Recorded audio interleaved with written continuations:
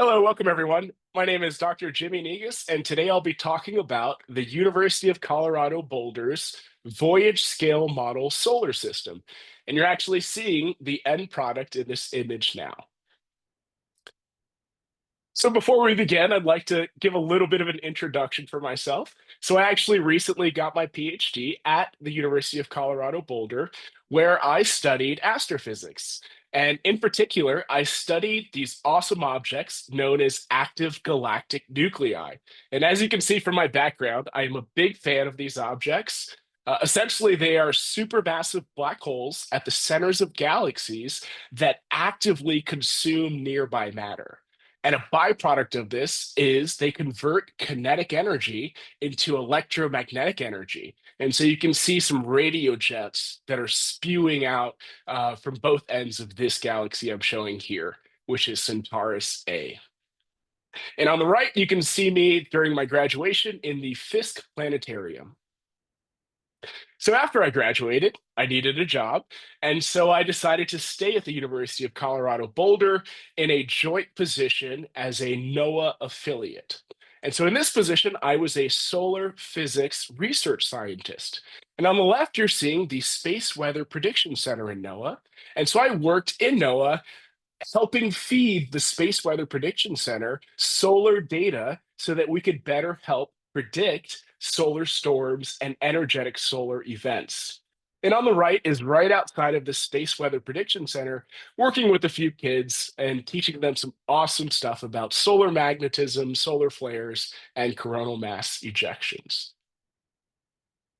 However, my career was not a linear line. And so I'm actually, as of a month ago, at Colorado State University now. So I left the Buffaloes and joined the Rams.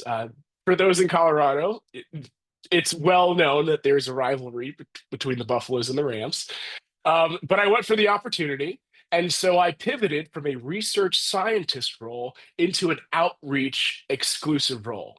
And so now I am the Inertial Fusion Energy Science and Technology Accelerated Research Outreach Coordinator. And so this program is also known as IFE STAR. And long story short, the program seeks to use nuclear fusion as a sustainable way to generate energy. But let's go back to why we are here. So the time was 2017. I was a first year graduate student on the University of Colorado's beautiful campus. And as a graduate student, I spent most of my time at the Fisk Planetarium, which you can see as the small dome on the left and zoomed in on the right. In addition to the Fisk Planetarium, I taught astronomy labs at the Summers Bosch Observatory. And so this was right up the hill from the planetarium. And one of our labs in this astronomy 1010 lab was to walk the university's scale model solar system, which I'm showing you on the far left.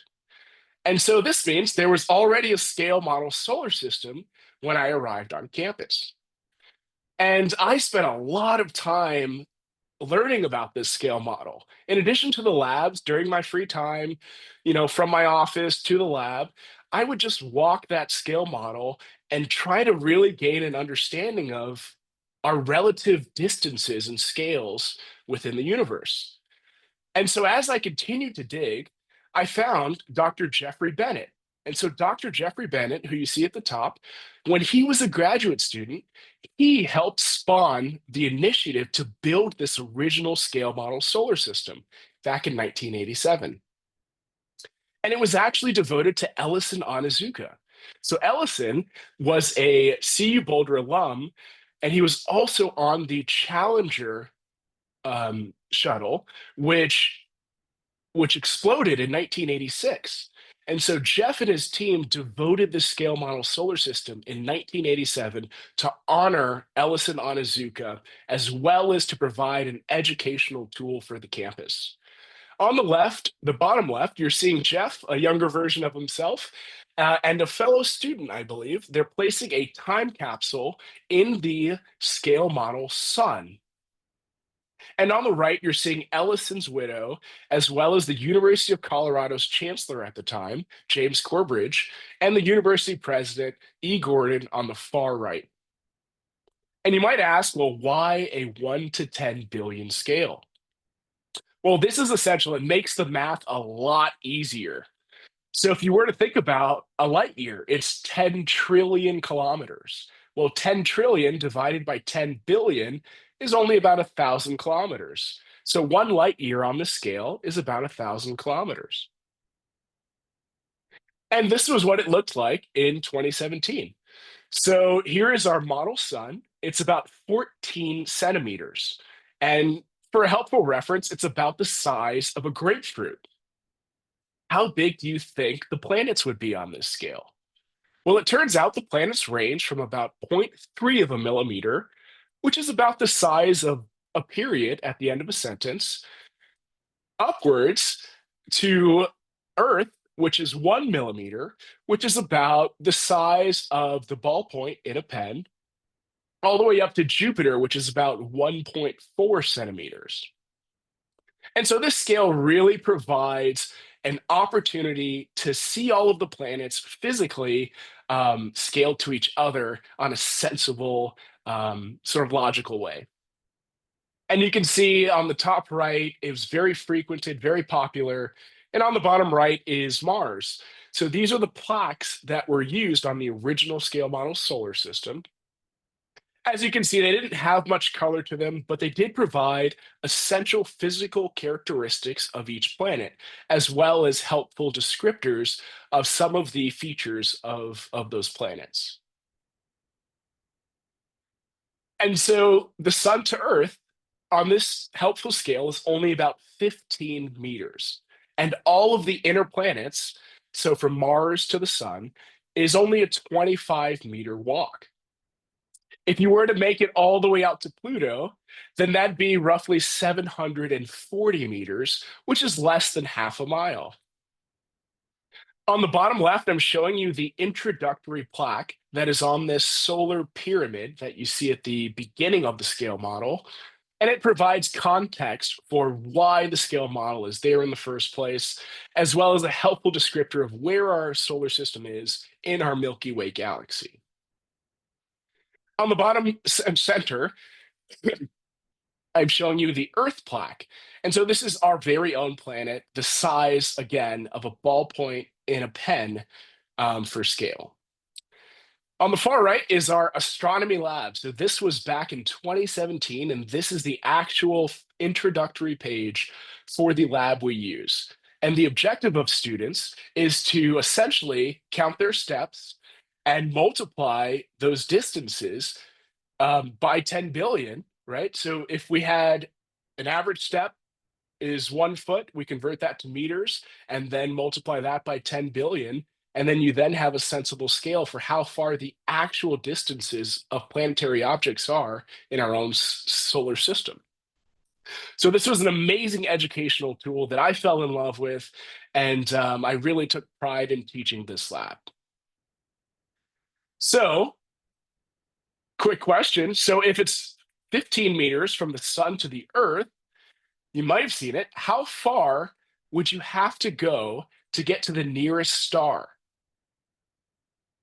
And as you probably saw, it is 2,700 miles. So the distance from Washington, D.C. to Los Angeles is the scale distance from the sun in our own solar system to the Centaurus stellar system, where the closest stars are to us here in our own solar system. So that lets you know the immense distances between stars in our own universe. And the scale model provides a direct tool to access that understanding. However, in 2017, while I was walking the scale model, I noticed that it was in rough shape. You know, some of the pedestals had been hit by golf carts, they'd been weathered, some of the objects were stolen. It was time to re envision what this scale model could be, especially right outside of a state of the art planetarium. And so I thought to myself, as a freshly minted graduate student, what was a possibility? What were some ways that I could optimize the scale model solar system? And so I first sought out resources. And Dr. Doug Duncan was the Fisk Planetarium director at the time. And I asked him, Doug, is there anything we can do? Is there any money available? And he said, sorry, Jimmy, there are no funds available for this. But he said, what I can do is to try to connect you with some folks that could help you re-envision the scale model. And so he connected me with Dr. Jeffrey Bennett. Dr. Jeffrey Bennett was the pioneering 1987 scale model creator.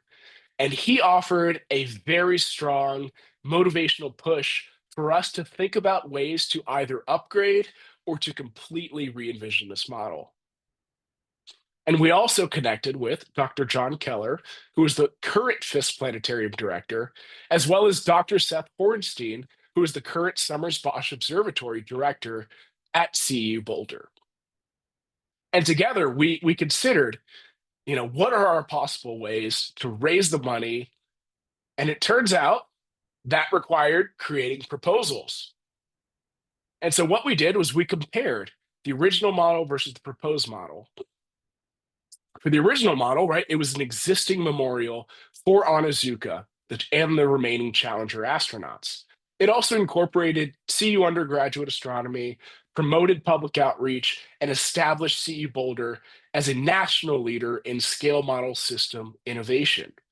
It also led to what is known as the Voyage Mark I, which is a similar but enhanced scale model solar system in DC on the National Mall. What we found after our research was the cost to upgrade would essentially be uh, the cost to repair would essentially be the cost to upgrade. So we considered the Voyage Mark II, which was a lower cost version of the Voyage Mark I, which was installed in DC. So the Voyage Mark II offered new stanchions with an asteroid belt and the Voyager probe. So the famous Voyager probe was sent in the late 1960s. It was envisioned in the early 1970s. It actually flew, and it is the furthest a man-made object has gone. And once Voyager got far enough, it took a photo of the Earth, which was termed the pale blue dot. And for the first time, we saw our planet suspended in a sunbeam, and it gave context about the Earth in a grand celestial scheme. So we would include the Voyager probe and the asteroid belt, as well as providing modern, scientifically accurate information. In other words, Pluto would not be a planet in our new scale model solar system. So, in addition to graphics and text being modernized, we would also replace the damaged and weathered plaques and also rededicate the memorial to the Columbia astronauts. The integration of a cell phone app also appealed to us. So, this would provide an accessible tool to have a sonified experience while walking through our scale model solar system. NCU would also serve as a model for future Mark II installations. As you see below, this is what the new Voyage Mark II stanchions would look like. So you can see the color enhanced text as well as new scientifically accurate information. And so, in addition to the cell phone application, right, you can see here it's augmented reality, customized CU content designed by one of our own CU colleges, and it would feature informational audio components to it. And below, I'm showing you the concentric rings that showcase the planetary orbits. So as you go from the Earth to the outer solar system, all the way out to Pluto and beyond.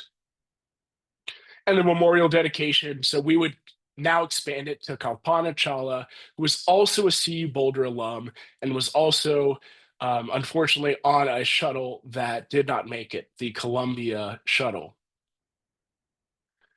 And so on the far right, you can see the fundraising effort that was required. And so there was a time sensitivity. We wanted to be the first Mark II in the nation. And below, I provide the cost. So it was $82,000 for the new model, and the cell phone application to develop and implement would be $30,000. So in total, we needed $112,000. As you can imagine, as a first year grad student, that was a lot of money. And so it was quite overwhelming at first. But with the team I assembled and the initiative, the desire, and the message behind the mission, I was able to appeal to department heads, to the chancellor's office, to individual donors, as well as other entities on campus to secure the funding we needed. And so below you can see a breakdown of the major funders that helped us really crystallize this vision. And that took a lot of promotion. So really selling the Voyage as the option. It had its its readiness proven through its DC installation.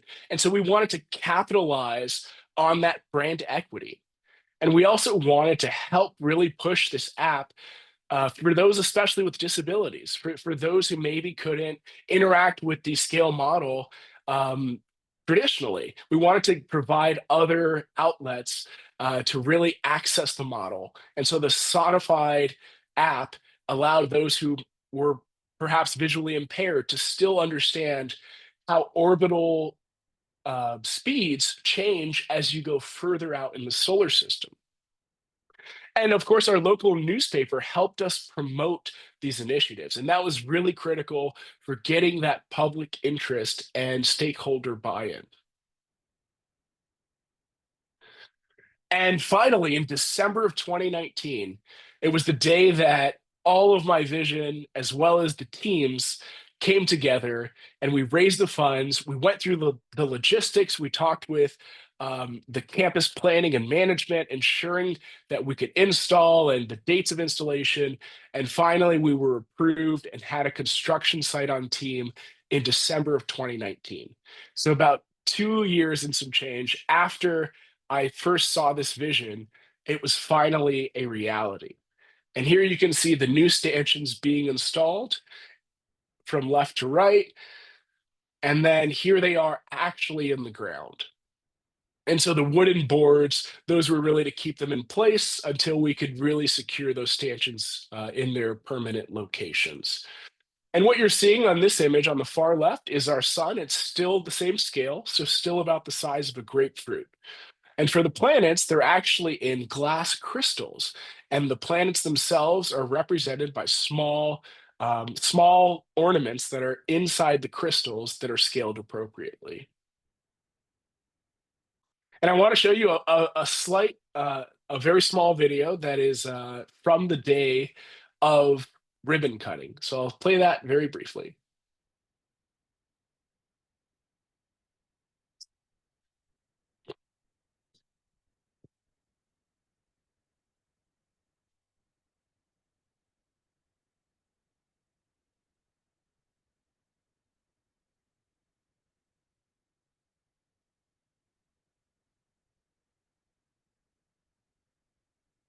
And so, what about a Voyage scale model in your community?